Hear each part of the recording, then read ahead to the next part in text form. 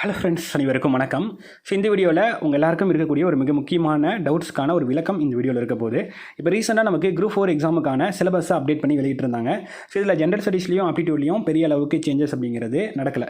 ஒவ்வொரு யூனிட்லேயும் எவ்வளோ கேள்விகள் கேட்போம் அப்படிங்கிறது மட்டும் நமக்கு தெளிவு பண்ணியிருக்காங்க. ஸோ நம்ம படிக்கிற மெத்தட் அப்படிங்கிறது எப்பயும் போல தான், சிலபஸ் வைஸ் நம்ம தெளிவாக கரெக்டாக படிச்சிருவோம்.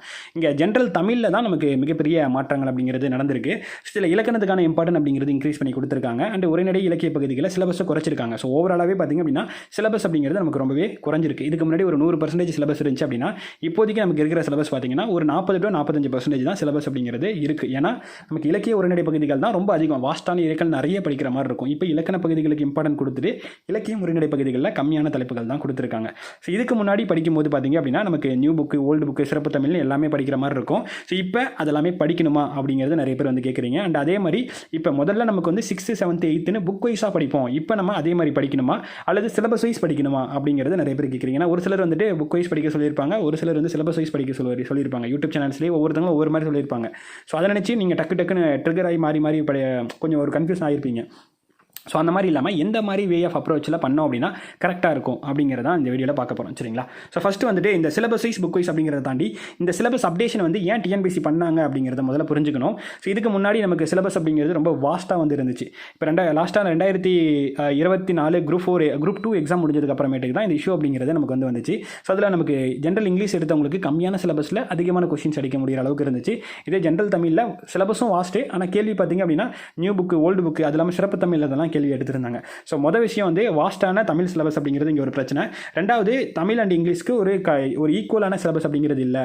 அந்த புக்ஸ்லுமே பார்த்தீங்கன்னா நமக்கு நியூ புக், ஓல்டு புக்குன்னு இவ்வளோ புக்ஸை படித்து எழுத வேண்டியதாக இருக்குது அப்படிங்கிறது ரெண்டு பிரச்சனை. ஸோ அதை தீர்வு பண்ணுறதுக்காக மட்டும்தான் நமக்கு இப்போ சிலபஸ் அப்படிங்கிறது அப்டேட் பண்ணியிருக்காங்க. சரிங்களா? ஏன்னா 2020 வந்து நமக்கு ஜென்ரல் இங்கிலீஷ்க்கு நியூ புக்கை பேஸ் பண்ணி சிலபஸ் விட்டாங்க. ஆனால் அந்த டைமில் நமக்கு ஜென்ரல் தமிழுக்கு சிலபஸ் விடலை.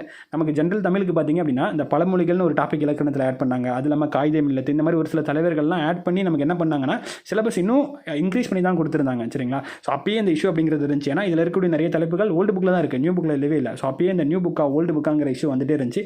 சொல்லப்போனால் எல்லா புக்கில் இருந்து கேள்வி கேட்டாங்க. சரிங்களா? அதெல்லாம் கலையறதுக்காக தான் இப்போ சிலபஸ் அப்படிங்கிறது விட்டுருக்காங்க. ஸோ இந்த இஷ்யூ வரக்கூடாதுங்கிறதுக்காக தான் பார்த்தீங்க அப்படின்னா சிலபஸே பார்த்திங்க அப்படின்னா வந்துட்டு இலக்கணத்துக்கான வெயிட்டேஜ் அதிகப்படுத்தி கொடுத்துருப்பாங்க. இலக்கணத்தில் வந்து 85 கொஸ்டின்ஸ் அப்படிங்கிறது கொடுத்துருப்பாங்க. அண்டு இலக்கியம் உரைநடை பகுதிகளில் இருந்து சேர்த்து பார்த்திங்க அப்படின்னா மொத்தமாகவே 15 கொஸ்டின்ஸ் தான் கொடுத்துருப்பாங்க.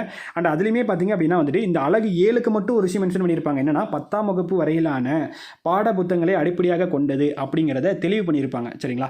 ஏன் இதுக்கு மட்டும் மென்ஷன் பண்ணியிருக்காங்க, மேலே இருக்கிறதெல்லாம் மென்ஷன் பண்ணலை அப்படின்னு பார்த்திங்க அப்படின்னா இலக்கணங்கிறது ஜென்ரலான விஷயம். அது நியூ புக்லேயும் இருக்கும், ஓல்டு புக்கில் இருக்கும், வேறு எங்கே வேணா இருக்கும். அண்ட் அது இல்லாமல் இதுக்கு முன்னாடியுமே பார்த்திங்க அப்படின்னா டிஎன்பிஎஸ்சியில் வெறும் நமக்கு ஸ்கூல் புக்கில் இருந்து மட்டும் இலக்கண கேள்வி கேட்கல. இலக்கியம் உரைநடையெல்லாம் வெறும் ஸ்கூல் புக்கில் இருந்தால் கேட்பாங்க. ஏதாவது ஒரு கேள்வி வேணால் மாறி வரும் மொழியை, மேக்ஸிமம் எல்லாமே ஏதாவது ஒரு மொழியில் ஸ்கூல் புக்கில் தான் இருக்கும். ஆனால் இப்போ கூட எடுத்து பாருங்கள், இலக்கண கேள்விகள் பார்த்தீங்கன்னா எல்லா கேள்வியெல்லாம் ஸ்கூல் புக்கில் இருக்காது. சில கேள்விகள் நமக்கு ஸ்கூல் புக்கில் இருக்கும், சில கேள்விகள் வந்து அந்த கான்செப்ட் பேஸ் பண்ணி ஜென்ரலாக கேட்டிருப்பாங்க. நமக்கு அந்த கான்செப்ட் தெரியுங்கிறனால நம்ம அதை அடிச்சிருப்போம். புரியுதுங்களா? அந்த கான்செப்ட் நமக்கு தெரியுங்கிறனால ஜென்ரலாகவே நம்ம வந்து என்ன பண்ணியிருப்போம்னா அதை அடிச்சிருப்போம். ஆனால் பட் நமக்கு அது பெரிய விஷயமா தெரிஞ்சிருக்காது. ஸோ அதெல்லாம் ஸ்கூல் புக்கில் எல்லாமே கூட ஜென்ரலாக வந்து கேட்டிருப்பாங்க. ஒரு எக்ஸாம்பிளுக்கு சொல்லணும் அப்படின்னா, ஸோ இப்போ இந்த ஓரெழுத்து ஒரு மொழி அப்படிங்கிறது நமக்கு இருக்குது. ஸோ இதுக்கு முன்னாடி நமக்கு ஓரெழுத்து ஒரு மொழி இருந்துச்சு. இது நியூ புக்கில் இந்த இருக்கிற 42 ஓரெழுத்து ஒரு மொழியும் கொடுத்துருக்காங்க. அண்ட் ஓல்டு புக்லேயும் சில எக்ஸாம்பிள்ஸ் வந்து கொடுத்துருக்காங்க. பட் இது இல்லாத எக்ஸாம்பிள் கூட டிஎன்பிஎஸ்சியில் கேட்டிருக்காங்க. சரிங்களா? அதிலிருந்தே உங்களுக்கு தெரியணும், வெறும் சிலபஸை பேஸ் பண்ணி ஸ்கூல் புக்கில் இல்லாமல் கூட கேட்பாங்க இலக்கண பகுதிகளில் அப்படிங்கிறது உங்களுக்கு புரியணும். சரிங்களா? இது புரிஞ்சிச்சுன்னா நீங்கள் வந்துட்டு இந்த புக் வைஸ், எந்த புக் வைஸ் படிக்கிறது, ஸ்கூல் புக் வைஸ் படிக்கிறதா அல்லது சிலபஸ் வைஸ் படிக்கிறதா, இந்த கன்ஃபியூஷனுக்குள்ளேயே போக மாட்டீங்கன்னு சொல்கிறேன். சரிங்களா? அண்ட் அதே மாதிரி நமக்கு வந்து இந்த சிலபஸ் வைஸ் படிக்கிறது, ஸ்கூல் புக் வைஸ் படிக்கிறது, ரெண்டுத்துல என்ன ப்ளஸ் அண்ட் மைனஸ் என்ன, ஏன் அப்படி சொல்கிறாங்க அப்படிங்கிறத நம்ம கொஞ்சம் அண்டர்ஸ்டாண்ட் பண்ணிக்கலாம். ஸோ முதல்ல வந்து பார்த்திங்கன்னா இந்த புக் வைஸ் படிக்க ஏன் சொல்கிறாங்க அப்படின்னா, ஸோ ஏதாவது நமக்கு ஸ்கூல் புக்கில் இருக்கக்கூடிய பாயிண்ட் வந்து மிஸ் பண்ணிடுவோம். சிலபஸ் வைஸ் படித்தா மிஸ் பண்ணுறதுக்கு வாய்ப்பு இருக்குது. அதனால் எல்லா ஸ்கூல் புக் வைஸ் படிச்சிருவோம், எல்லாமே வரிசையாக படிச்சிருவோம், எல்லாத்தையும் படிச்சிருவோம் அப்படிங்கிறத சொல்கிறாங்க. ஸோ அவங்களோட இன்டென்ஷன்லாம் தப்பு இல்லை, அவங்களையும் நான் கரை சொல்ல. நானும் ஸ்டார்டிங்கில் யோசிக்கும் போது ஓகே இந்த சிலபஸை பேஸ் பண்ணி 6th, 7th, 8th படிச்சுட்டு போயிடலாம், அது கரெக்டாக இருக்கும்ல, படித்த ஒரு நல்ல ஃபீலிங் இருக்கும், புரிஞ்சு படிக்கிற மாதிரி இருக்கும் அப்படிங்கிறத நினச்ச விஷயம். பட் ஆனால் அந்த மாதிரி வே ஆஃப் அப்ரோச்சில் படித்தோம் அப்படின்னா கரெக்டாக இருக்காது. எந்த மாதிரி வகையில் கரெக்டாக இருக்காதுன்னு பார்த்தீங்கன்னா, நமக்கு சிலபஸ் கொடுத்துருக்காங்க இல்லையா, சிலபஸ் கொடுத்துருக்கிறது எல்லாமே பார்த்தீங்கன்னா தனித்தனி டாப்பிக்கை பேஸ் பண்ணி தான் இருக்குது மெஜாரிட்டியாக. ஸோ ஒரு சில கேள்விகளை தவிர, ஃபார் எக்ஸாம்பிளுக்கு ஒரு சில தலைப்புகளை தவிர, ஸோ ஒரு சில தலைப்புகள் பார்த்திங்க அப்படின்னா இந்த உரிய பொருளை தேர்வு செய்க, அதே மாதிரி வந்து பொருந்தாத சொல்லை கண்டறிதல், இந்த ஒரு சில தலைப்புகளை தவிர மீது இருக்கிறது எல்லாமே தனித்தனி இண்டிவிஜுவல் தலைப்புகளாக தான் இருக்குது. சரிங்களா? இப்போ இணை எழுத்துக்கள் அப்படிங்கிறது தனி தலைப்பு, சுற்றெழுத்துக்கள்ங்கிறது தனி தலைப்பு, ஒருமை பன்மை அறிதல்ங்கிறது தனி தலைப்பு, வேறு சொல்லுங்கிறது தனி தலைப்பு. இதெல்லாம் அந்த தனி தலைப்பாகவே அதை அண்டர்ஸ்டாண்ட் பண்ணிக்கிட்டு அதுக்கான எக்ஸாம்பிள்ஸ் தெரிஞ்சு வச்சுக்க வேண்டியதாக இருக்குது. சரிங்களா? ஸோ இதெல்லாமே நம்ம வந்து போகிற போக்கில் படித்தோம் அப்படின்னா அதுக்கான அதுக்கான இம்பார்ட்டன்ஸ் அப்படிங்கிறது நம்மளால் கொடுத்து படிக்க முடியாது. ஒவ்வொரு தலைப்பாக நம்ம கவர் பண்ண ஃபீல் அப்படிங்கிறது நமக்கு வந்து இருக்காது. சரிங்களா? ஏன்னா ஸ்கூல் புக்கில் இருக்கிற 100% விஷயங்கள் இருக்குன்னா இப்போ அதில் சிலபஸில் கவர் ஆகிறது பார்த்தீங்கன்னா 40% சிலபஸில் வருது, மீதி 60% சிலபஸில் வரல. சரிங்களா? ஸோ இதுதான் ரொம்ப முக்கியமான விஷயம், சிலபஸ் வைஸ் படிக்கிறதுக்கான விஷயம். அண்ட் அது இல்லாமல் மெஜாரிட்டி எல்லாருமே நம்ம வந்து ஆல்ரெடியுமே ஸ்கூல் புக் வைஸாக படிச்சிட்டோம். சரிங்களா? எல்லாருமே ஆல்ரெடி வந்து ஸ்கூல் புக் வைஸாக நீங்கள் ஆல்ரெடி படிச்சிருப்பீங்க. ஸோ நான் கூட நம்ம டெலிகிராம் சேனலில் போல் கொடுத்துருந்தேன், நம்ம பேட்ச் ஸ்டூடெண்ட்ஸ்க்கு போல் கொடுத்துருந்தேன். எல்லாத்துலேயுமே வந்து 83% மேலே வந்து என்ன சொல்லியிருக்காங்க அப்படின்னா ஸ்கூல் புக் வைஸ் ஆல்ரெடி ஒரு டைம் ஆச்சு படிச்சிருக்கீங்களா அப்படின்னு கேட்டதுக்கு எல்லாருமே நான் வந்து படிச்சிருக்கோம் அப்படிங்கிறதான் 83% மேலே சொன்ன விஷயம். ஸோ நீங்கள் ஆல்ரெடி புக் வைஸ் படிச்சிட்டிங்க, திருப்பி நீங்கள் புக் வைஸ் படிக்கிறேங்கிறது ஒரு அந்தளவுக்கு யூஸாக இருக்காது. சரிங்களா? இப்போ நமக்கு சிலபஸ்ங்கிறது மாற்றி கொடுத்துருக்காங்க இல்லையா? ஸோ ஆல்ரெடி நம்ம ஒரு புக் வைஸ் படிச்சிட்டோம் அப்படிங்கிறனால இப்போ படிக்கும்போது நீங்கள் சிலபஸ் வைஸ் படிக்கும்போது ஈஸியாக உங்களால் கவர் பண்ணிட முடியும். சரிங்களா? ஏன் அப்படி சொல்கிறேன் அப்படின்னா ஸோ அந்த ஏதாவது ஒரு சில கொஸ்டின்ஸ் வந்து நம்ம சிலபஸ் வைஸ் படிக்கும்போது மிஸ் ஆயிரும் அப்படிங்கிற மாதிரி ஒரு சில விஷயங்கள் இருக்கு இல்லையா? அது எவ்வளோ இருக்கும் அப்படின்னா மிஞ்சி போனால் ஒரு 5 கொஸ்டின் அளவுக்கு தான் இருக்கும். சரிங்களா? ஸோ இது எப்படி இருக்குது அப்படின்னு பார்க்கும்போது இப்போ நம்ம ஜென்ரல் ஸ்டடீஸ் பகுதி இருக்கு இல்லையா? ஜென்ரல் ஸ்டடீஸ் பகுதியில் டோட்டலாக 100 கேள்விகளில் நமக்கு சயின்ஸில் ஒரு 5 கேள்வி இருக்குது. சரிங்களா? ஸோ அப்போ அந்த 5 கேள்விக்கு நம்ம ஃபஸ்ட்டு படிப்போமா, 5 கேள்வியை ஃபோக்கஸ் பண்ணி ஓவராலாக படிப்போமா, அல்லது இந்த 95 கொஸ்டின்ஸ்க்கு ஃபோக்கஸ் பண்ணிட்டு லாஸ்ட்டாக அந்த 5 கேள்வியில் எப்படி மெஜாரிட்டியாக அடிக்க அப்போ ட்ரை பண்ணலாம் அப்படிங்கிறத ட்ரை பண்ணுவோம். மெஜாரிட்டியாக ஃபஸ்ட்டு வந்து என்ன பண்ணுவோம், மேக்ஸ் முடிப்போம். அப்புறம் ஃபஸ்ட்டு நம்ம வந்து யூனிட் 8 படிப்போம், பாலிட்டி படிப்போம், எக்கனாமிக்ஸ் படிப்போம், யூனிட் 9 படிப்போம். அதுக்கப்புறமேட்டுக்கு ஜாகிரஃபி, அதுக்கப்புறம் ஹிஸ்ட்ரி, ஐஎன்எம் படித்து முடிச்சுட்டு லாஸ்ட்டாக தான் நம்ம வந்து சயின்ஸ் படிப்போம். கரெக்டாக? அதுதான் கரெக்டான மெத்தடும் கூட. அதே மாதிரி தான் நம்ம வந்துட்டு இந்த சிலபஸ் இருக்கு இல்லையா, இந்த மெஜாரிட்டியாக அதிகப்படியாக கவர் ஆகக்கூடிய சிலபஸ், அதிக கேள்வி கேட்கக்கூடிய சிலபஸ், ஸோ இதுக்கான இம்பார்ட்டன்ட் கொடுத்து தனித்தெளிவாக இம்பார்ட்டன்ட் கொடுத்து தெளிவாக அதை கவர் பண்ணி முடிச்சுட்டு அதுக்கப்புறமேட்டுக்கு ஏதாவது மிஸ் ஆயிருமா அப்படிங்கிறத பார்க்கறதுக்காக 6th-லேருந்து 10th வரைக்குமான நியூ புக்கை படிக்கிறது பெட்டர். சரிங்களா? என்ன கேட்டால் 2 ஸ்கூல் சிலபஸ் வைஸ் படிக்கிறதா, ஸ்கூல் புக் வைஸ் படிக்கிறதா அப்படின்னு கேட்டால் 2 வகையிலையும் படிக்கணும். ஆனால் ஃபஸ்ட்டு இம்பார்ட்டன்ட் எதுக்கு கொடுக்கணும் அப்படின்னா சிலபஸ் வைஸ் படிக்கிறதுக்கு தான் ஃபஸ்ட்டு இம்பார்ட்டன்ட் கொடுக்கணும். ஏன்னா அப்போ தான் அதுக்கான ஒரு தெளிவாக இந்த டாப்பிக்கை நம்ம படித்து முடித்தோம், கம்ப்ளீட் பண்ணோம் அப்படிங்கிற தெளிவோட கம்ப்ளீட் பண்ண முடியும். அதுக்கு ஒரு எக்ஸாம்பிளோட சொல்லணும் அப்படின்னா இப்போ ஃபஸ்ட்டு இருக்கக்கூடிய பிரித்தெழுதுக சிறுத்தெழுதுக டாப்பிக்கை எடுத்துருவோம். ஸோ இது வந்து பார்த்திங்க அப்படின்னா நம்ம பேட்ச் ஸ்டூடெண்ட்ஸ்க்காக நம்ம ரெடி பண்ணியிருந்த மெட்டீரியல். சரிங்களா? ஸோ இந்த பிரித்தெழுதுகன்னு இருக்கும், பிரித்தெழுதுக சேர்த்தெழுதுக எல்லாமே வந்து ஒன்று தான். பின்னாடி இருந்து பார்த்தோம் அப்படின்னா அது வந்து சேர்த்தெழுதுக, முன்னாடி இருந்து பார்த்தோம் அப்படின்னா அது பிரித்தெழுதுக, அவ்வளோதான். சரிங்களா? ஸோ டோட்டலாகவே 6th-லேருந்து நமக்கு 12th வரைக்குமே பார்த்திங்க அப்படின்னா ஒரு 4 பேஜ் தான் இருக்கும். 11th 12th பிரித்தெழுதுக சேர்த்தெழுதுக இல்லை. ஸோ அப்போ 10th வரைக்கும் தான். ஸோ டோட்டலாக பார்த்தோம் அப்படின்னாலே ஒரு 4 பேஜ் தான் இருக்கும். ஸோ ஸ்பேஸ் விட்டு தான் டைப் பண்ணியிருப்போம். டோட்டலாக இருக்கிறது என்னது, இந்த 4 பேஜ் தான். அப்போ இந்த 4 பேஜை நீங்கள் என்ன பண்ண கவர் பண்ணீங்க அப்படின்னா டோட்டலாக அந்த பிரித்தெழுதுக சேர்த்தெழுதுக அப்படிங்கிறது டோட்டலாக ஓவர். சரிங்களா? ஸோ ஒரு சில நினைக்கலாம் நான் வந்துட்டு இப்படி படித்தா எனக்கு புரியாமல் இருக்குமோ அப்படின்ட்டு. புரியாமல் இருக்கிறதுக்கு பிரித்தெழுதுக்கு சேர்த்ததுக்கு ஒரு கான்செப்ட் இல்லை. சரிங்களா? எந்த இடத்துல மேபி இந்த சிலபஸில் எந்த ஒரு இடத்துலையுமே உங்களுக்கு வந்து தனியாக படிச்சிங்க அப்படின்னா புரியாது அப்படிங்கிறதுக்கான இடமே உங்களுக்கு இல்லை. ஒரே ஒரு இடத்த தவிர அந்த பொருள் தருக அப்படின்னு ஒரு இது இருக்கு இல்லையா, பொருத்தமான பொருள் அந்த மாதிரி பொருள் தருக அப்படின்னு ஒரு தலைப்பு மட்டும் இருக்கும். அந்த ஒரு தலைப்பை தவிர மீதி இருக்கிற எல்லா தலைப்புமே தனித்தனி இண்டிவிஜுவல் தலைப்புகள் தான். தனித்தனியாக படித்தாலே உங்களுக்கு புரியும். அதே மாதிரி தான் இந்த பிரித்தெழுதுக அப்படிங்கிறதும் பார்த்திங்க அப்படின்னா பேசிக்காகவே நமக்கு வந்து 90% பிரித்தெழுதுக நம்மளாலேயே போட முடிய தெரிஞ்ச விஷயமாக தான் இருக்கும்.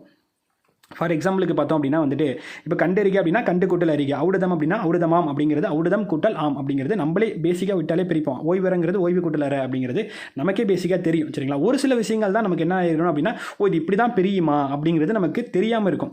ஸோ அது மட்டும் இப்போ இதில் 90% 100% விஷயம் நமக்கு இருக்குது அப்படின்னா 100% பிரித்தலுக்கு இருக்குது அப்படின்னா ஸோ இதில் ஒரு 10% மட்டும் தான் நமக்கு கொஞ்சம் டிஃப்ரெண்ட்டாக இருக்கும், அல்லது நம்ம தப்பாக போகிறதுக்கான வாய்ப்புகள் இருக்குது. அப்போ டோட்டலாக எல்லாத்தையும் ஒரு டைம் பார்த்துட்டு அதில் இதெல்லாம் தப்பாக போடுவோமோ அதெல்லாம் மார்க் பண்ணி அதை ஒரு டைம் ஞாபகம் வச்சுட்டோம் அப்படின்னாலே போதுமானது. நம்ம இந்த டாபிக் 2 டாபிக் டோட்டலாக வந்து கம்ப்ளீட்டட். சரிங்களா? இதே மாதிரி தான் அந்த ஓரெழுத்து ஒரு மொழி அப்படிங்கிறது பார்த்திங்க அப்படின்னா டோட்டலாகவே 42 தான். அதில் ஸ்கூல் புக்கில் இருக்கிறது நம்ம படிச்சிடறோம். ஸ்கூல் புக்கை தாண்டி ஒரு சில கேள்விகள் கேட்குறாங்கிறது நான் ஆல்ரெடி சொல்லியிருக்கேன் இல்லையா? அப்போ அந்த எக்ஸாம்பிளும் தெரிஞ்சுக்கிறோம். அப்போ டோட்டலாக அந்த டாப்பிக்ங்கிறதே ஓவர், அவ்வளோதான். ஸோ இந்த மாதிரி கவர் பண்ணோம் அப்படின்னா இது கூடவே வந்து பார்த்திங்க அப்படின்னா இந்த ஒவ்வொரு டாப்பிக்கை பேஸ் பண்ணி ப்ரீவியஸ் இயர் கொஸ்டின்ஸ். சரிங்களா? இந்த ஒவ்வொரு டாப்பிக்கை பேஸ் பண்ணி ஸ்கூல் புக்கில் என்னென்ன கவர் ஆகுதோ அதை கவர் பண்ணிடுறோம். இல்லை ஸ்கூல் புக்கை தாண்டி ஒரு சிலது கேட்குறாங்க அப்படின்னா அந்த எக்ஸாம்பிளும் தெரிஞ்சுக்கிறோம். அது கூடவே ப்ரீவியஸ் இயர் கொஸ்டின்ஸும் தெரிஞ்சுக்கிறோம். அவ்வளோதான். இது 3 விஷயங்கள் கவர் பண்ணிட்டோம் அப்படின்னாலே அந்த ஒவ்வொரு டாபிக் அப்படிங்கிறது ஈஸியாக முடிஞ்சிடும். சரிங்களா? இதெல்லாம் முடிச்சுட்டு நான் ஸ்கூல் புக்கே தொடாமல் இருக்கலாமா அப்படின்னு கேட்டால் அப்படி இல்லை. இதெல்லாம் முடிச்சுட்டு ஸ்கூல் புக்கையும் ஒரு கிளான்ஸ் எடுத்து நம்ம பார்த்துக்கிறது பெட்டர். சரிங்களா? அதே மாதிரி ஸ்கூல் புக்கில் மிஸ் ஆகிற ஒரு சில தலைப்பு மிஸ் ஆகிடுது. அதாவது சிலபஸ் வைஸ் படிக்கும்போது ஸ்கூல் புக்கில் இருக்கிற ஒரு சில விஷயங்களை வச்சு சில கேள்வியெல்லாம் மேக் பண்ணுறாங்க. அப்போ அது தெரியலனா நம்மளால அழைக்க முடியாமல் போயிடும் அப்படிங்கிறது சில விஷயங்கள் வந்து உங்களுக்கு தோணலாம். அந்த மாதிரி ஒரு சில கேள்விகள் வந்து கேட்டிருக்காங்க. ஸோ அது எந்த தலைப்பில் வந்து கேட்டிருக்காங்க அப்படின்னா பார்த்திங்க அப்படின்னா இந்த தலைப்பு தான். ஸோ இந்த பொருந்தா சொல்லை கண்டறிதல், அதே மாதிரி இந்த கோடிட்டத்தை நிரப்புக, இந்த மாதிரியான தலைப்புகளில் அந்த மாதிரி கேட்டிருக்காங்க. சரிங்களா? இந்த பொருந்தா சொல்லை தேர்ந்தெடுக்க கண்டறிதல் அப்படிங்கிறதுல பார்த்தீங்கன்னா இந்த நமக்கு ஒரு 3-4 ஆப்ஷன்ஸ் கொடுத்துருப்பாங்க. அதில் 3 ஆப்ஷன் பார்த்தீங்கன்னா யாராவது ஒருத்தங்க எழுதின ஏதாவது ஒரு இதாக இருக்கும், ஏதாவது நூலாக இருக்கும். ஸோ அதில் ஒன்று மட்டும் டிஃப்ரெண்ட்டாக இருக்கும். இல்லைன்னா அந்த 3 விஷயங்கள் வந்துட்டு அறநூல்களில் டிஃப்ரெண்ட்டாக இருக்கும். ஸோ இந்த மாதிரி ஏதாவது நமக்கு தெரிஞ்ச விஷயங்கள், பேசிக்கான சில விஷயங்களை பேஸ் பண்ணி நூலாசிரியர் தலைப்பு இருக்கு இல்லையா, அதை பேஸ் பண்ணி கொடுத்துருக்காங்க. அண்ட் அது இல்லை அப்படின்னா பார்த்தீங்கன்னா இலக்கணத்தினுடைய பேசிக் கான்செப்ட் இருக்குல்ல, இந்த குற்றியலுகரம் இந்த மாதிரி பேசிக்கான சில கான்செப்ட் இருக்கு இல்லையா, அந்த பேசிக் கான்செப்டை பேஸ் பண்ணி 3 எக்ஸாம்பிள் சேர்ந்து வர மாதிரி இருக்கும், ஒரு எக்ஸாம்பிள் டிஃப்ரெண்ட்டாக வர மாதிரி இருக்கும். சரிங்களா? ஸோ அதை பேஸ் பண்ணி தான் இந்த 2-3 விஷயங்களை பேஸ் பண்ணி தான் கேட்குறாங்க. ஸோ இதுக்கு ஸ்கூல் புக்கு ஃபுல்லாக படிக்கணுமான்னு கேட்டால் அப்படி இல்லை, இந்த 2-3 கான்செப்ட் பேஸ் பண்ணி தான் கேட்குறாங்கிறது தெரிஞ்சிருச்சு இல்லையா. அப்போ நூலாசிரியர் மொத்தமாக என்ன 8 தொகை நூல்கள், 10 பாட்டு நூல்கள், அறநூல்கள், புறநூல்கள், அதே மாதிரி நமக்கு 4000 திவ்ய பிரபந்தம் அந்த எழுதின நூல்கள், யார் ஆசிரியர்கள் யார், அப்படி அதே மாதிரி 12 திருமுறைகள், ஸோ அது எழுதினவங்களாம் யார், ஸோ இந்த மாதிரி மெயினான நூலாசிரியர் பாரதிதாசன் இவங்களுடைய நூல்கள்லாம் என்ன, இந்த மாதிரி மெயினான நூலாசிரியர் இதெல்லாம் தெரிஞ்சுக்கிட்டு கூடவே பார்த்திங்க அப்படின்னா அந்த டிஃப்ரெண்டான விஷயங்கள் கேட்குறாங்கன்னு சொல்லி இருந்தாலே என்னது கேட்குறாங்க, பேசிக் இலக்கண குறிப்பை பேஸ் பண்ணி இலக்கணம் பேஸ் பண்ணி கேட்குறாங்கன்னு இருக்கா. அப்போ அதை பற்றி பேசிக்காக அந்த பேசிக்கான இலக்கணங்கள் இருக்குல்ல, இப்போ எச்சம் வினை எச்சம், அதே மாதிரி நம்ம குற்றியலுகரம் இந்த மாதிரியான பேசிக்கான இலக்கணங்கள் எப்படி கேட்குறாங்களோ அப்போ அந்த பேசிக்ஸ் தெரிஞ்சுக்கிறது. அது நம்ம இலக்கண குறிப்புன்னு ஒரு கான்செப்ட்டில் இதுக்கு முன்னாடி படிச்சிருப்போம் இல்லையா, அந்த அளவுக்கு உங்களுக்கு நாலேஜ் இருந்தாலே போதும், அதை நம்ம இது பண்ணிடலாம். சரிங்களா? ஸோ இதை பேஸ் பண்ணி கேட்குறாங்கன்னா அதை பேஸ் பண்ணி நம்ம என்ன பண்ணிடலாம், கவர் பண்ணிடலாம். ஸோ இது டோட்டலாக பார்த்திங்க அப்படின்னா மொத்தமாக இந்த தலைப்பில் கேட்குறதே 15 கேள்வி தான். சரிங்களா? அதுக்கு உங்களுக்கு 3 தலைப்பு கொடுத்துருக்காங்க. அப்போ அந்த 3 தலைப்பில் என்ன இருக்கும், 3 தலைப்புலையும் ஒவ்வொன்றுலேயும் ஒரு 5 கேள்வி கேட்பாங்க. ஸோ அந்த 5 கேள்வி கேட்குற இந்த தலைப்பு தான் இந்த தலைப்பு. சரிங்களா? இவ்வளோ தலைப்பில் இருந்து 5 கேள்வி தான் கேட்க போகிறாங்க. ஸோ இதை நினச்சி நீங்கள் பயப்பட தேவையில்லை. இது இல்லாமல் மெயினாக கேட்குறதெல்லாம் இங்கே இருக்குது, மேலே இருக்குது பாருங்கள், இதுலேருந்து 25 தலைப்பு கேட்குறாங்க. இது எல்லாமே உங்களுக்கு தனித்தனி இண்டிவிஜுவல் தலைப்புகள். சரிங்களா? அதே மாதிரி தான் கீழே இருந்து உங்களுக்கு இவ்வளோ எங்கள் மரபு தமிழ் அப்படிங்கிறது கொடுத்துருக்காங்களா. ஸோ அந்த மரபு தமிழ் அப்படிங்கிறது தனித்தனியான கான்செப்ட், அதாவது உங்களுக்கு திணை மரபு, பால் மரபு, அதே மாதிரி காலம், அதே மாதிரி இளமை பேர்கள், இதெல்லாம் உங்களுக்கு தனித்தனியாக கவர் ஆகக்கூடிய விஷயங்கள். சரிங்களா? உங்களுக்கு 10th பார்த்தீங்கன்னா ஒரு பாடம் உங்களுக்கு இருக்கும், தாவரத்தினுடைய ஒவ்வொரு அந்த கிளை, அதே மாதிரி தண்டு, அதே மாதிரி ஒவ்வொருத்தினுடைய அந்த தாவரத்தினுடைய வெவ்வேறு நிலையினுடைய மரபு இதெல்லாம் இருக்கும். சரிங்களா? ஸோ அதனுடைய பெயர் பேஸ் பண்ணி உங்களுக்கு இப்போ ஒரு பாடமே இருக்கும். ஸோ அதுலேருந்து கேள்வியெல்லாம் வந்திருக்கும். அதுக்கு காரணம் அது சிலபஸில் இருக்குது. சரிங்களா? அந்த பாடமே நமக்கு சிலபஸில் வருது. அதே மாதிரி தான் அந்த கலைச்சொற்கள் அப்படின்னு ஒரு தலைப்பு இருக்கும். ஸோ அந்த மாதிரி ஒரு சில பாடங்கள் அந்த கலைச்சொற்களை பேஸ் பண்ணி அந்த பாடமே வரும். அப்போ அந்த பாடம் அந்த தலைப்புக்கு நம்ம படிச்சுக்கணும். சரிங்களா? ஸோ இந்த மாதிரி தலைப்பு வைஸாக போகும்போது அந்த பாடத்தை நம்ம கவர் பண்ணிக்கணுங்கிறது உங்களுக்கு தெளிவாக தெரிஞ்சிருக்கணும். சரிங்களா? ஸோ அதுக்கு நம்ம இந்த மாதிரி ஒவ்வொரு தலைப்புகளுக்கும் எங்கெங்கெல்லாம் படிக்கணுங்கிறது ஒரு தெளிவான வேர் டு ஸ்டடி அப்படிங்கிறது போடுறேன். ஸோ நீங்கள் புக் வைஸ் படிக்கணுமா சிலபஸ் வைஸ் படிக்கணுமான்னு கேட்டால் நீங்கள் ஆல்ரெடி ஓரளவு கண்டிப்பாக புக் வைஸ் எல்லாருமே படிச்சிருப்பீங்க. ஸோ இப்போ நீங்கள் சிலபஸ் வைஸ் படிக்கிறது பெட்டர் என்ன கேட்டால். சரிங்களா? அதே தான் நம்ம பேட்ச்க்கும் நம்ம கொடுத்துருப்போம். ஸோ ஸ்டார்டிங்லேருந்து சிலபஸ் வைஸ் கவர் பண்ணுற மாதிரி கொடுத்துருப்போம், லாஸ்ட்டில் புக் வைஸும் சேர்த்து கொடுத்துருப்போம். சரிங்களா? அண்ட் இது இல்லாமல் நமக்கு இப்போ டிஎன்பிஎஸ்சியில் நமக்கு மாடல் கொஸ்டின் பேப்பர் அப்படிங்கிறது ஒன்று விடலை. சரிங்களா? இன்னும் நமக்கு விடலை.